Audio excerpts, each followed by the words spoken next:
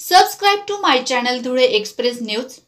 Subscribe now, press the bell icon and never update from Dhule Express News. Dhule तालुक्यातील बुरजड येथे लोकनियुक्त सरपंचपदी संतोष पाटील यांची बिनविरोध निवड संपन्न। आज दिनांक 11 मे रोजी बुरजड येथील लोकनियुक्त सरपंच पदभार संपन्न झाला। यावेळी सरपंच यांच्या निवडीबद्दल संपूर्ण बुरजड गावातून भव्य अशी मिरवणूक काढण्यात आली। मोठ्या उत्साहात मिरवणुकीत ग्रामस्थ, महिला, पुरुष सहभागी झाले होते। यावेळी लोकनियुक्त सरपंच संतोष पाटील, रमेश पाटील, माधवराव भिल, ज्ञानेश्वर पाटील, एनडी पाटील, साहेबराव पाटील, सौ सिंधुबाई पाटील आदी सर्व पदाधिकारी, ग्रामस्थ मोठ्या संख्येने या ठिकाणी उपस्थित होते। संपूर्ण बुरजड गावातून मोठा जल्लोष यावेळेस व्यक्त करण्यात आला। सदर या निवडीप्रसंगी सरपंच संतोष पाटील यांनी सांगितले की गावाचा विकास करू व गावाला विकासाकडे नेण्याचा प्रयत्न करू, विविध योजनेतून मूलभूत सुविधा पुरवण्यात प्राधान्य देऊ असे यावेळेस त्यांनी सांगितले।